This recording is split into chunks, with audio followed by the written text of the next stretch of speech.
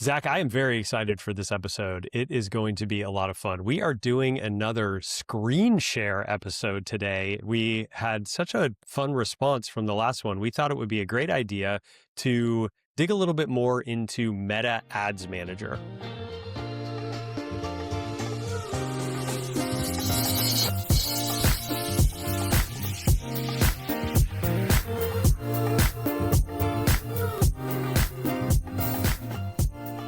Gabe, you know this is a great conversation that we're about to have because it's a topic that comes up every week. And not only does the topic come up every week, but it's something that Meta changes every week. So I couldn't think of a more fitting episode for today.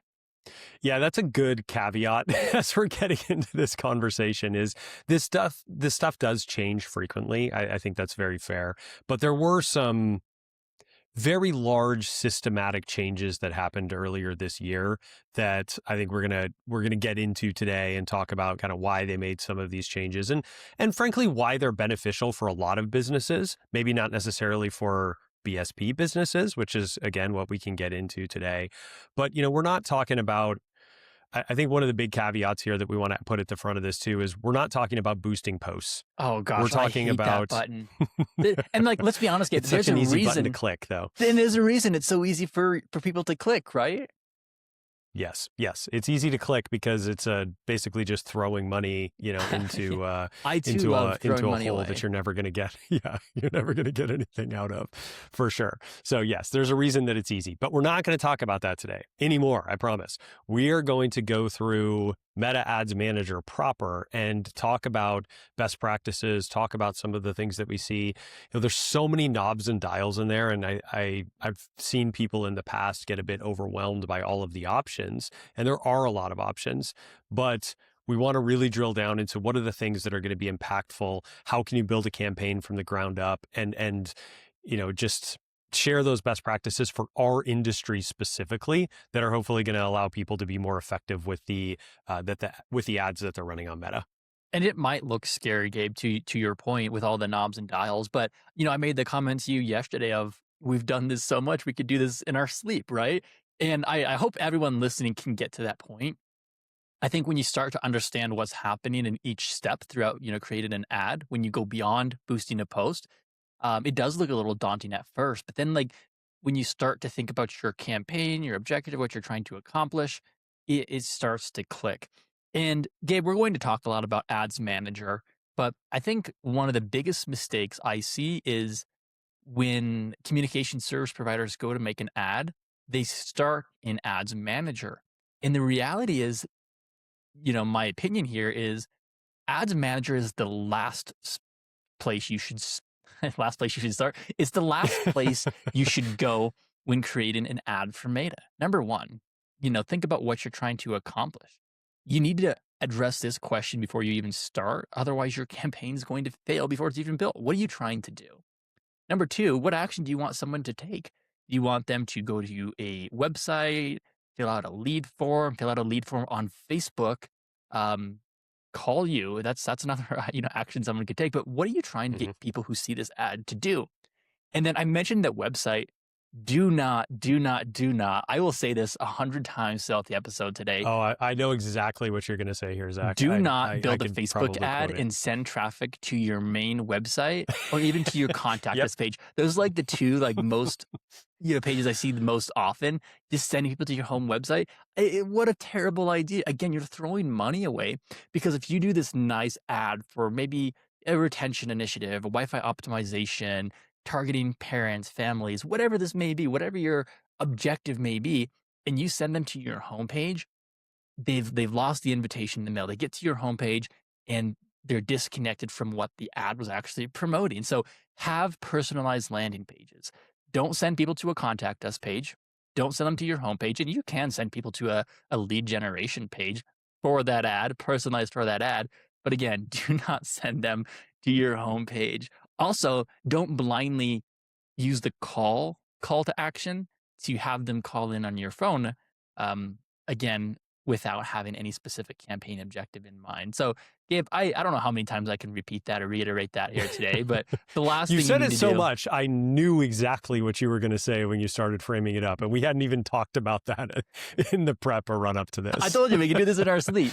But Gabe, the Yeah. last thing there is when again, before ads managers, what's your offer? If you're putting ad money out there, what are you trying to get people to do? That's the objective number one. But then what's the offer? What's the incentive? Why should someone click on this ad? And Gabe, these 4 steps or 5 steps I just mentioned, I think they largely go missed. Even when we do the segmentation, in your data engine, you have to be thinking of what you're trying to accomplish first before you get into ads manager. Again, that's why I think ads manager is the last step. That's where you go last. You have your creative, you have everything we just talked about, and then you can just kind of plug and play. Yep. Yeah, it will certainly make the process of executing a campaign much easier when you have that structured process nailed down beforehand of, like you said, what are you actually trying to drive with this campaign? Where are you driving people? What is the promotion or the offer that you're going to make here? I mean, it is just really at the fundamental, it's a good structured campaign, but you're right. When you jump to Meta Ads Manager first, a lot of that stuff falls apart. And to go back to a comment that you made about the landing page piece of this, to reference an episode that we did previously and one that we did the last time we did one of these screen share episodes, it has never been easier to create custom landing pages for these types of campaigns. So, if you haven't watched that episode, go back and maybe don't stop this one, but once you're done with this one, go back and watch that episode around how to build websites using AI. And we used different AI tools in that, kind of go through different outcomes, things like that. But We're again, it's talking never been five easier to do minutes, that. 5 minutes with Exactly. AI, and you can have a landing page. And it doesn't matter what CMS or who's hosting your website. I even have customers that will use AI to build a page, use that for inspiration, and then build it on their existing. Like, it's super easy to Mhm. do. Don't let your IT team tell you can't be done or it takes so long. But Gabe, before we get into Ads Manager here, a few more things I want to talk about. Yeah. Number one, we work in a very unique industry, right? And I say that because a lot of the providers we work with are deploying fiber. And with fiber, you have fixed infrastructure. You have fiber in the ground or, fixed addresses that you can serve. And Facebook or Meta really isn't built to target like that, right? They like to do more of the geographic targeting. Maybe it's a zip code, maybe it's, pins on a map, those different geographic options there. It's really not optimized for what we have with infrastructure. Now, with fixed wireless and some of these other technologies, there's a bit more flexibility there. But I think that's one of the things we'll talk about here today is how do we get past that fixed infrastructure without limiting or without wasting our ad dollars? Yep. Yeah, it's a great call out. And this is where Meta has pushed a lot of the tools from an automation perspective, from an AI perspective, to get broader reach. Well, broader reach in the broadband industry may not necessarily be a good thing. What's good for a direct to consumer brand or a brand that doesn't have those physical limitations is absolutely not going to be good for communication service providers. So that is a really important caveat, and it does make it so there are some specific things that we have to do when we're setting up Meta ads in order to make them work much more effectively. And to your point, limit the waste that can happen if we're not being thoughtful about those things from a geographic perspective. And we've all seen this, Gabe. You go to a website, or maybe you click an ad, or maybe you go to a website, but you go to this landing page, and the first question you have to ask yourself is, can I even get this? Like, do I have to put my address in and then be told, no, we're not available yet? Again, there's ways to optimize this within Meta Ads Manager, and we're going to show you a couple ways on how you can do that. So I think the availability here and serving your ads in the correct region, it's a great way to optimize your ads. We'll talk about the placements as well. Gabe, I know that's a subject we both like talking about here. Hmm. But the last thing here is we talked about like the landing pages too. Um, I think as marketers, we do a lot of our day-to-day work on desktop. But the reality is the people consuming our ads, the people consuming this content, they're not on desktop. So what might look good to us on desktop doesn't look good to the mobile users. I always tell people go to your website analytics. And if you don't have this set up, we have to have a serious conversation. Go to your website analytics and see how people are interacting or see how people are visiting your site? Are they coming from iPhones? Are they coming from Android phones? Are they coming from desktop, tablet, whatever this may be? Your site and your content needs to be optimized for each of these places. There's nothing worse than clicking on an ad and then going to a landing page in this example that's not optimized for the you as the consumer visiting on your phone. And it's 2026, Gabe. I feel like I would hope that by now I could stop saying this, but we see this every week. And again, with the AI tools, some of these different resources you have available today as it comes to websites, there should be no reason why we can't see where the traffic is coming from and then how we can best market to that traffic as well. Yeah, you're spot on, and you're right. It's again never been easier to optimize those things for mobile, also. But yes, it needs to be optimized for mobile. That is how people are engaging with social platforms, is on their mobile devices. And if the website that they're landing on, the landing page, whatever we want to say here, if it's not optimized for mobile, it's not going to be a good situation from a conversion perspective. No, no beautiful landing page that's not optimized for mobile is going to save you when it comes to, a poor design or a poor experience on mobile, for sure. And by the way, just the inverse of that, because I do see providers that run ads with the call objective of having people call in. Don't run ads saying to call and click to call when it's midnight and you're not even open. That's another Uh, issue I see. So website aside, think of your channel, think of your medium and how you want people to interact with your ad. But Such a let's talk great about point. I'm sure we'll show this when we get to that yeah. point, but being able to do those time bound ads of, hey, if you're only open Monday to Friday from 9 to 5, make sure that when you're creating that ad, you're time bounding it to that specific time frame. Otherwise, yeah, Zach, when somebody sees it at midnight and clicks to call, well, that's just a waste of a click, and you've wasted dollars in that campaign. You know what's funny? I don't know, like this is kind of like a boomer generation of me, but sometimes when I see a good ad that I want to save, I'll screenshot it so I can either remember to come back later or so I can Uh, use it as an example for something else instead of just copying the link. But the reason I bring this up is because as you see other people's ads, or if you want to look at other people's ads, go to their Facebook page, click on that page transparency icon, and go into ad library. You can search for virtually any ad that's running across Meta platforms. You can see its placement, see its text, see the image, video, whatever it may be. You don't get like the targeting options. That's not visible to you if it's not your ad, but you can see what your competition is doing. You can see where, mhm. campaigns or promotions they are running too. So you don't have to screenshot your ad when it's in the middle of the night. You can just go to ad library the next day, see what your competition's running, and take that into mind too. You don't need to copy and paste their ads, but you need to be cognizant of what's happening in your market. For sure. I was going to make the joke earlier when we were talking about, a desktop. I feel like the only people who are clicking on ads from a desktop are people going to Facebook ads library and clicking on them from there. I love Facebook ads library. It's so helpful to get a view into what's going on with your competition or others in the industry.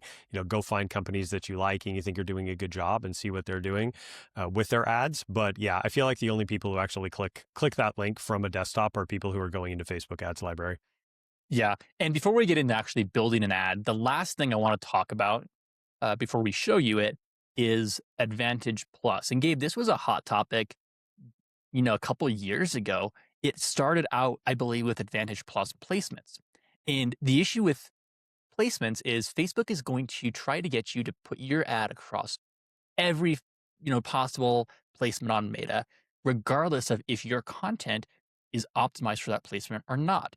And of course, they want to do this. They want to spend your money and kind of spread that across Facebook. But you do have the option to set your Advantage Plus placements to manual and choose where you want your ads to be placed. Now, in addition to this, you might be thinking, well, where do I put my ads? Well, you can use data because within Facebook, you have ads reporting. And Gabe, we'll do an episode on this in the future, but you can build pivot tables. I shouldn't say it like that because that's going to be scary. You can see the data in Facebook to see where your ad placements are best performing. Typically, Gabe, I think we see Instagram and Facebook feed as number one, even, stories, reels, things like that. You can see it broken down. But if you see that your ads aren't doing well on Marketplace or, in the side column or wherever it may be, Facebook will tell you that. And then you can go in, set your manual placements and go from there. Now, in addition to Advantage Plus placements, they also sprinkle this in And I'm going to bring up the audience itself because, again, in our industry, we might be using very, fixed address list that we need to market to. We can't spread that out. We can't broaden that. But Facebook is going to encourage you to broaden your audience list. And again, in some cases, we just don't have the business to do that. Again, we're going to go back into a situation where we're serving an ad to someone, blocks, miles, in different neighborhoods, whatever that may be, who doesn't have our service and can't have our service, but yet we're marketing to them. So we need to talk about how we can avoid that as well. And this is all falling into that Advantage Plus conversation. Yep. Yeah, exactly. And, again, Meta's not on the audience side of this.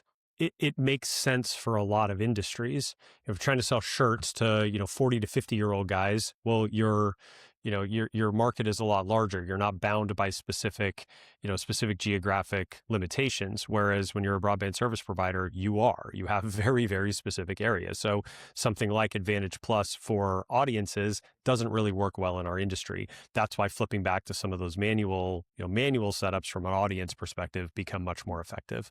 And you made this sound so scary, Gabe, but how easy is what we're about to do? It's quite easy. We'll show. Should we Okay, do it? Are I we feel at like this I should point? also add is not only is it easy, but it's the right thing to do. It's the best way to be a good marketer. We're not going to do some poor quality boosted post, if you will. We're going to do highly targeted, insightful campaigns. So, Gabe, with that, should we jump right into it? I think we got to, man. I feel like we've done enough run up to this and enough caveats. So yeah, let's screen share and let's do it. We've hyped up the audience enough. Yeah, exactly.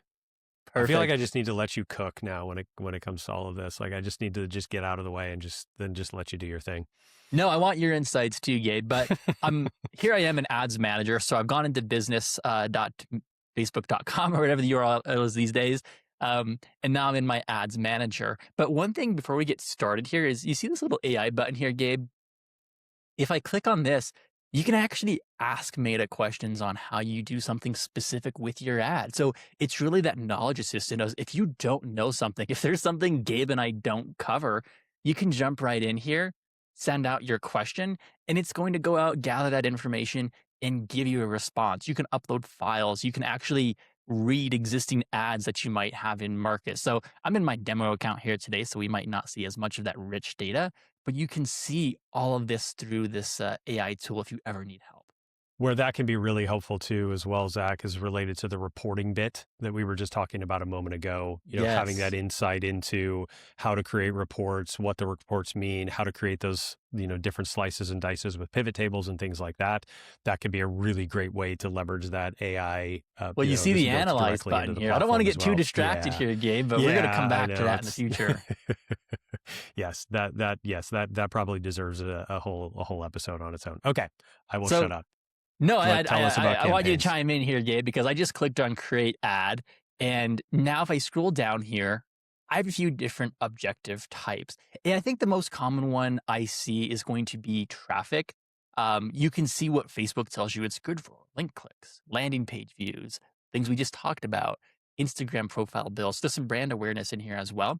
But you also have the awareness ad or the awareness objective if you want to do more of that reach, get people to your pages, get them to understand your brand as well. The engagement one, I see this one often.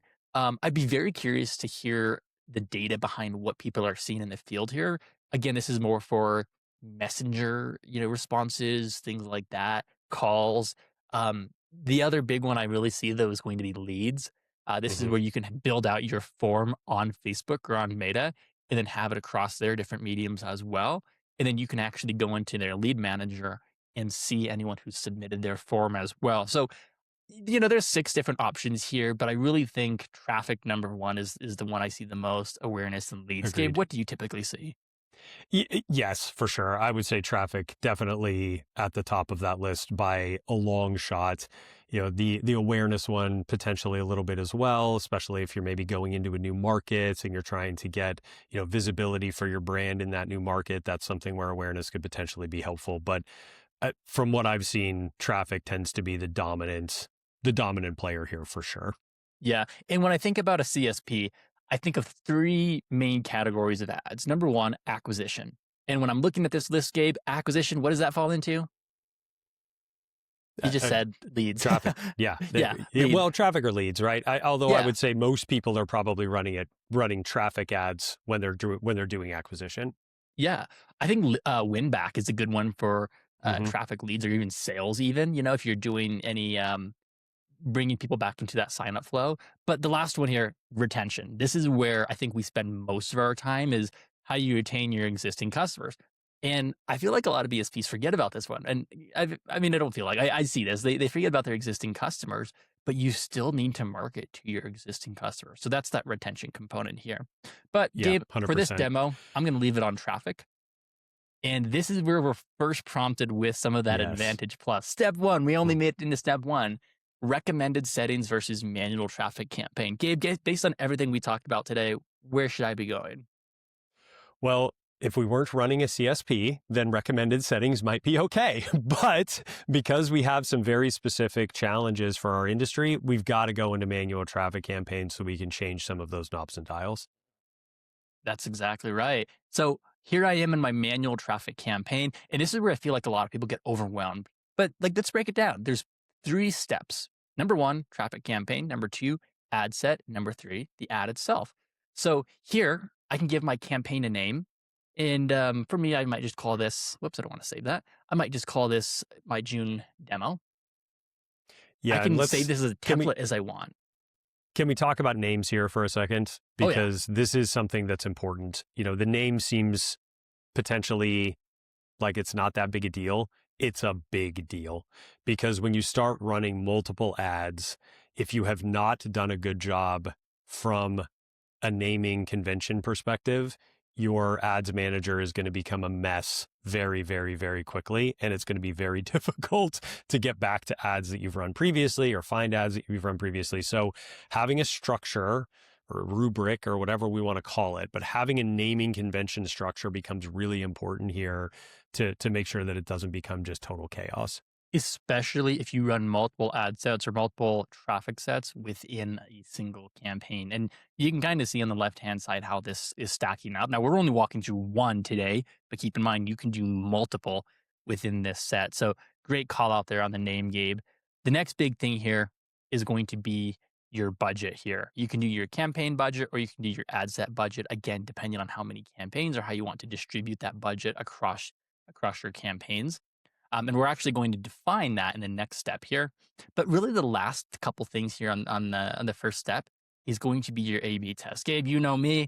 I'm going to say turn this on. If you're not testing, you're not going to know if another version of your ad or another creative, the image, headline, whatever that may be, is working better than the A version or the B version.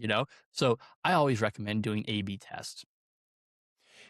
Certainly agree. I will say one caveat that I'll add on the A/B test is you do need to have a reasonable sample size in order to be able to do A/B testing. If we're targeting a list of existing customers, to upgrade to a specific service, and we're only targeting 400 or 500 people, I don't know that I would bother with an A/B test. But if we're talking about going out into a new market where we're trying to acquire a bunch of customers and we're advertising to 15, 20,000, people in this market, absolutely. That's where you want to leverage A/B tests so you can see what's winning and then double down, kind of take your budget and double down on those things that are working very effectively. Exactly. And some of the things you can A B test, creative, the audience itself, the placement. The one thing I want to call out though is when you do a split test, don't change too many variables because you do want to know which variable, resulted in that success. So follow your A B testing best practices as well. But what happens with the A Great B point. test on Facebook is you create your ad and then you get to come back and create that B version of that second version as well. So workflow is very easy for that as well. And then I don't see this a lot in our industry here, Gabe, but if you do have any special ad categories, financial products, employment, housing, social issues, you do have to select one of these ad categories here. But like I said, Yeah. for the sake of Thankfully, communication service thankfully not providers, we really don't see that. relevant for our group. I'm going to go ahead and click on the next button. So we're already on step two. And this is where, again, you have a new ad set name at the top. So now we're in the traffic set. So I could call this really anything I want. And again, this is where, if there is a hierarchy structure here. So you can run multiple ads or have multiple ad sets under a single campaign. So it might be a situation where you're running a June acquisition campaign, or I guess we're in July now, July acquisition campaign, and you're running it across multiple markets. And so you might have multiple geographic locations underneath that overall campaign. So that's where this may come into play. But for the purposes of this, I think we're just going to do a simple example, Zach, of a single ad set under a single campaign. Absolutely. And now we get to pick that conversion. And like I said, website is typically the one we see the most, that personalized website page, that landing page for this ad, specific to this ad. I think I've said it like 20 times now this episode, so we're picking up what I'm saying here. You can also do message destinations as well, send people to your Facebook, Instagram page, phone calls. Those ones I don't see often. I typically see that website one working the most. Unless you're doing Mhm. like a lead gen, then you can do that lead contact form as well. Finally, here, if I scroll down a little bit, I'm going to go down into the budget and schedule. And now you have two options. You can do a daily budget or you can do a lifetime budget. So you might do, $500 for, a couple weeks or a few weeks, or you could come in and say, well, let's spend $20 a day. And then you can define your start date and your end date. You can also do your start time and end time. So again, going back to that conversation Gabe and I had of when do you want your ads to start and end? Probably don't want them to start at, midnight, but maybe we start them when people are starting their day, 6 a.m., 5 a.m. Maybe that's a good time to start your ads. And then maybe we want to end it on the end date in the evening when people are just checking their phones or winding down as well. Can you click on that custom option there, Zach, just so we can talk about that for a moment? If you go, yeah, there you go.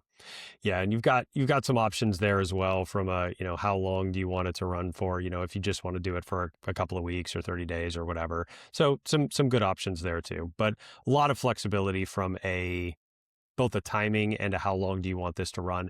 And going back to the budget conversation just for a moment also, if you flip it over, if you don't mind, to from daily budget to lifetime budget, it is going to default to that $350 as the starting point. However, in classic Meta fashion, they're just trying to get you to spend some additional dollars there. So just because it says $350 doesn't mean you need to start with that. You can cut it down to $50 or $100 or a couple $100, depending on how big your audience is. That's where that estimated audience size on the right-hand side of this becomes really important too. Again, if I'm targeting 200 or 300 people, I don't want to spend $400 on it if I'm running a campaign for 2 weeks, because they're just going to get absolutely pummeled with ads, just And absolutely that's annihilated. And that was like my next call out here is as you run ads, you're going to see this frequency metric. And I always say, let's not run the same ad for more than a few weeks. Cause again, the frequency starts to build. People start to see your ad over and over and over again, and nothing's changed. So when you think about your dates, start date, end date, keep it tight. Let's don't do a Mhm. month long campaign if we're being honest. Make sure you have different creative or maybe you're doing an A B test as well, but make sure you're changing the content with that ad. Yep, that's a great call out. And there is a balance there. You want people to see it enough so they get used to it and understand that it's coming from you. But once they've seen it, I don't know, what's a good threshold there, Zach? I've always kind of thought like 15, 7. 20 times. Oh, Oh, wow. really? You I think I that many? well, I mean, I think of, like, the attention span and, like, I think of, like, college, high school classes where it's like, well, you need to hear things 7 times, before you remember it, you Well, know? yeah, there's a minimum threshold there. I was thinking about the maximum threshold as well. Like Yeah, if you've hit it, if somebody's seen the same ad 20 times, what's the likelihood that they're going to convert on the 21st time? Probably not very high. So there's a balance there between how many times do they need to see it and a kind of a max threshold of how many times you'd want them to see it before you're swapping out creative as well. exactly. And now we get into the fun part, the audience controls. And with everything we talked about today, ideally, you'd have your custom audience from some source. Gabe, of course, we work a lot with Calix Engagement Cloud. That's where our audiences come from. So what we could do here is click on our use a saved audience button and then pull in an audience that we've already created. Now, if you don't yet have an audience, another option you have, and I'm going to just quickly jump into my audiences tab here, you can create an audience. You can do a custom audience or a lookalike audience for acquisition. But if I click on custom audience, there's a few options you have here. I'm not going to go too deep today. We'll do an episode on this in the future as well. But you can do sources where you own the data. So people coming from your website, maybe it's an offline customer list. The website's really cool because you can actually pull in data from a Meta pixel. And that's what I want to talk about in a future episode as well, is having that pixel I know on you your love website, Metapixel. tracking your users, following what they do, not creepily, but understanding how they interact with your website, seeing what buttons they click on, what pages they visit. We can build audiences based on how people interact with our website. Now, Mhm. alternatively, you have Meta sources, and this is pretty cool too because you can take data that Meta knows on how people are using their websites and their apps. For example, maybe I want to do something about my Instagram profile. What I can do now is look at specific events. So people who follow me, people who've engaged with this account, people who've visited the account. Maybe they've engaged with a post or an ad. That can be a powerful one as well. People have sent you a message, but you can identify traffic on Facebook and activity on Facebook and build your audience around that. So whether it's coming from a tool like Engagement Cloud or if it's coming from a meta source as well, you have the ability to do your inclusion and exclusion audience list here for your ad. Now, keep in mind, that's how you get down to that targeted list. You have these custom Yes. lists. You can still do, like right now, I don't have a custom list uploaded just because this is a demo, but you can see my audience size is 256 million. That's because I'm targeting the United States. And I could come in here and maybe, I could type in Denver, Colorado, or, start to filter it down. But now you can see this is Denver plus 25 miles, or I could, Yeah. change the radius here, but I'm still doing that geographic targeting without that saved audience or that custom audience list. So that custom audience list is going to be super impactful. This is the struggle, right? What you're showing exactly here, because even if you're going down to, a mile, that may still not that may still not be okay for a provider, because you may have one side of the street that you do offer service and another side of the street that you don't. And going back to something you mentioned a moment ago, Zach, on the audiences, the customer list, custom audiences, I feel like is a bit of a maybe not the best description, because yes, you can upload specific customers that already exist in your database. Maybe you're trying to target them for an upsell or a cross sell, something like that. Most providers have the physical addresses that they can serve with fiber. This is the perfect place to input this information.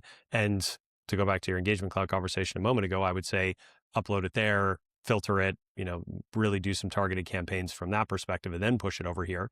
But we're even outside of that, just being able to import a list of addresses for people that have not bought your service yet. It doesn't have to be a customer list. It can be a prospect list. And that's the exact same process that you go through to get these audiences in here as well. Exactly. So the big story here is use your customer list. Gabe, I love taking prospect list or acquisition campaigns from Engagement Cloud because it's all done for you. And I can bring it right into Facebook here. You can tweak your audience too, or, further refine it if you need to, but it's ready to go. Now, if I scroll down a little bit more, you do have a few more options here. Minimum age. I think this is one that people often skip, but think about who's buying your internet service. Do we need to move the minimum age? Right now, it's the lowest you can go on your advertising here in Meta is 18. Do you have 18-year-olds interacting with your ads, interacting with your social media accounts? Think about that. Understand what traffic is coming to your Meta accounts as well, and you can optimize that. And then here's that exclusion list I mentioned. So if you're doing an acquisition campaign, well, let's make sure that we include our existing customers as an exclusion because we don't want to target them with an acquisition offer. Not only is it wasteful ad spend, but you're going to see, existing customers with this perhaps new customer offer or whatever incentive you have with construction. We don't need to show that to them. So definitely I was gonna say include your exclusion list. Include Definitely your exclusion list. Yes. utilize the exclusion criteria. And there may be other use cases as well. Okay, but for promoting the app, we want to exclude people who already have the app. So we could exclude that audience. But you can keep going down this list of who could I exclude from my Facebook ad. And if you're not sure, you could ask Gabe and I ask AI. But Yeah, it's a finally, great Gabe, call out. here we are on the Advantage Plus audience. So you can read this as well. We'll automatically show ads people most likely to respond. And then, of course, um, you know, show you what's likely to improve performance. But we want to switch to this original audience option, and it's going to have this quick quiz on why you want to do that. We're just going to click continue here. But now that I've done this, again, I can bring in my custom audiences. I can do my exclusions, my locations as well. But if I scroll down now, this is where you can get a bit more advanced with Advantage Plus detailed targeting here. Because if I click browse, I can look at demographics, interests, and behaviors. And this is data that Facebook has. And one of the things I love here, Gabe, if I go down to behaviors, you can actually look at, I mean, really, it's data that people have given Facebook. I could open So up crazy. demographics as well. There's one in here for life events. So, like, if you think about the life events that people put on Facebook, you can look at people who've recently moved. And if you're a broadband provider, why would you not use this? You know someone has recently moved, they've updated their location on Facebook, they're probably shopping for internet service. Newlyweds as well, newly engaged, new relationships, new jobs, relationships. All of this relates back to broadband marketing, whether you wanted to or not. But Gabe, I think this is also pretty underutilized when people share data on Facebook, when they post on Facebook, when they update their profiles, this is where that data is going. You can market to those events. And by the way, just below life events, parents, again, if you're marketing to families who have kids at home, you want to make sure that they're taking advantage of everything you have to keep those families safe online. Here you can break it down by different age groups and serve your ads to those demographics on Facebook.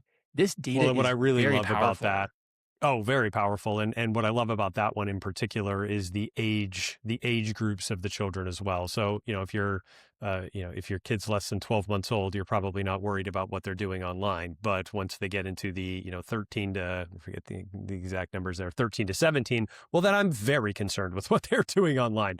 So being able to really be thoughtful about who I'm targeting there from a really deep demographic perspective becomes super helpful.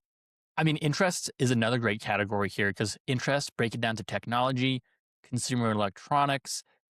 I Yeah, mean, it's a great point. Like we talk. photography, that would be a great, I mean, again, if we go back to personalized ads, Hmm. okay, well, maybe we spin up in this case, a photographer's landing page and all about what they can do and why your internet service is important to them. It's a much different conversation than, say, the family. And again, now you can start to see is as we build these additional traffic sets, as we point to people to personalized landing pages, you can get very personal with these use cases. Now, photography might not be the one you use, but maybe it's something like, gaming, smartphones, things like that. But again, Hmm. understanding the technological affluence of your um, subscribers and prospects is very important to have that personalized messaging. For sure. And I'm still getting questions from customers all the time about, hey, we're getting ready to launch multi-gig into our markets. How are we going to be successful with this? Well, there you go. Focus on the people who are actually technology adopters in the Who do areas you that you're want to buy serving. this? Goes back to the objective. Exactly. Yeah.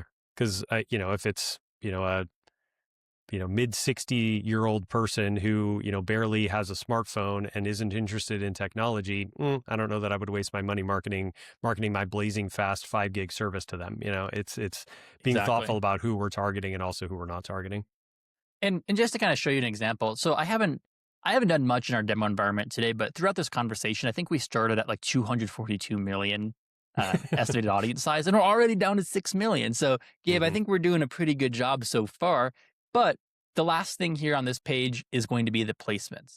Now, again, Facebook is going to try to tell you where to place your ads and where you should have those displayed on Facebook. But if I go ahead and click on edit, again, I can set this to manual placements. And now, using the data that I know about how people have interacted with my ads in the past, maybe I can see the different channels here. Maybe I don't want to advertise on WhatsApp. I can turn that off. Or maybe I want to turn off advertising on threads. That one's actually relatively new. So I'd love to see more data behind that as well. But now I can go on to my feeds and I can select where I want this to display. So there's that marketplace. Maybe my ads don't perform there very well. I can turn that off. Facebook right column, turn that off. You can turn these on and off based on what the data is telling you and based on where you've optimized your ads for. Like I said, Facebook feed and Instagram feed, those are typically the most popular. The data is going to Yes. change for everyone listening, but this is where you can come in and make sure that your content is optimized for the right placement. Well, and what's wild to me is, when you leave the Advantage Plus on, I mean, how many options are there now, especially once you throw threads in? There's probably what is it, 22 22. placements? I mean, that's a lot of different places that it's serving ads.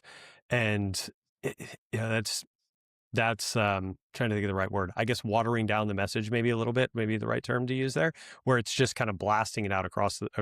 And again, if you're selling a particular type of product, that may work okay. What I've seen historically is that for our industry, that doesn't work very well. Now, initially, if you're just starting to run meta ads, you may want to do the Advantage Plus placements just so you can see that data to validate that these are the places that our customers are engaging and these are the places that we're not. But I think you can pretty quickly move to, okay, I ran a couple of ads, I threw some budget dollars at this. Clearly, nobody is engaging on threads, as an example. Well, let's make sure that the next time we run an ad, we're not wasting any dollars there. Exactly. And that's really the last step on the second page here. So now I can click on next. And this is probably the easiest part. I mentioned having your creative ready. This is where you can come in, you can select your Facebook page and your Instagram account. I'm in my demo environment right now, of course. You can create your ads, you can upload your image, you can select your headline, your body copy as well. And then you can put your website URL in here. This is your personalized landing page we talked about so much. That takes them to a unique destination for the specific ad. And then, of course, you have some different options here as well. We mentioned the calling, the messaging apps, you have those options as well.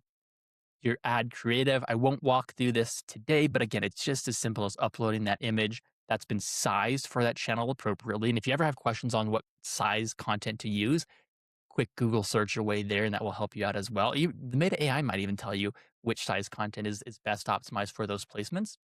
But then finally, here, you can do some different tracking. So, of those website events, of any offline events as well, you can track the success of your ads as well with these URL parameters as well. And Gabe, we might have to do a full Love a good episode on these as UTM. well.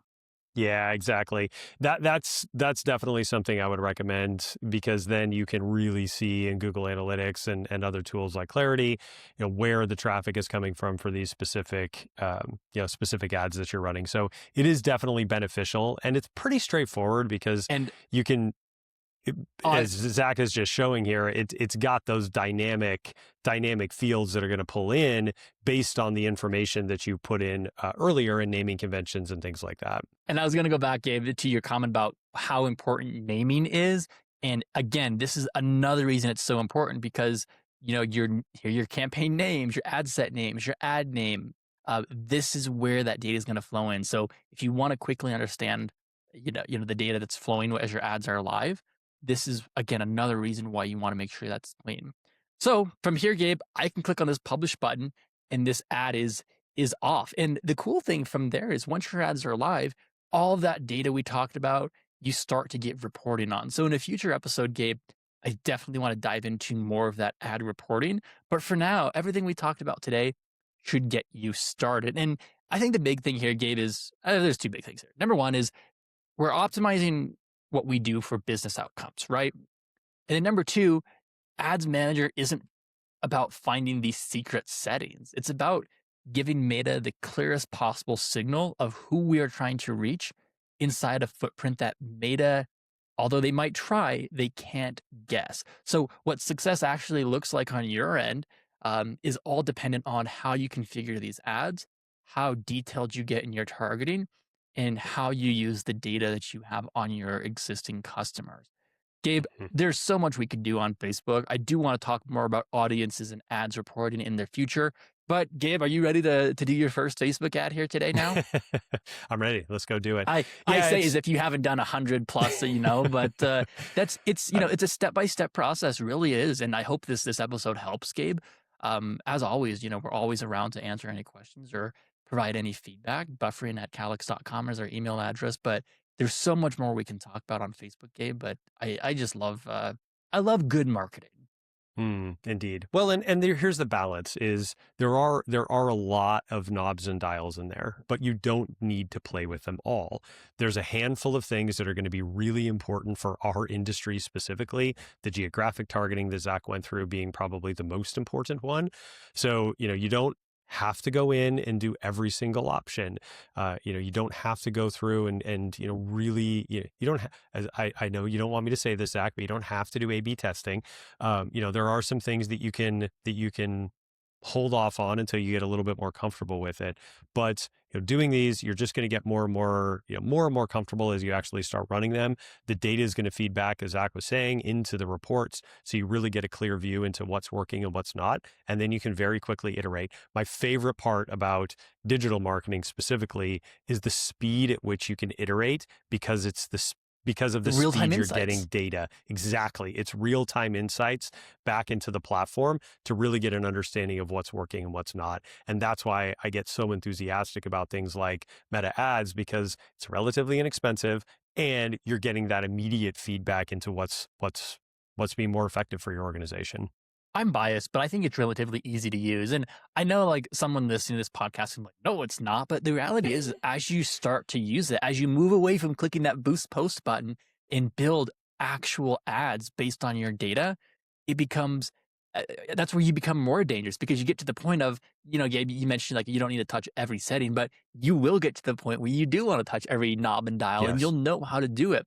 And I think this is a great 101 episode. We have so much more to cover here in the future, Gabe. But like I said, custom audiences, ads reporting, we have to talk about the pixel more in the future as well. But these are all powerful tools. So if you're excited to hear more about these, make sure you click that subscribe button. Love it. All right. Well, thank you everyone for tuning in to Buffer. And if you enjoyed this episode, don't forget to follow us on your favorite podcast app and to share it with your friends and colleagues. And for more insights and updates, be sure to connect with Gabe and I on LinkedIn.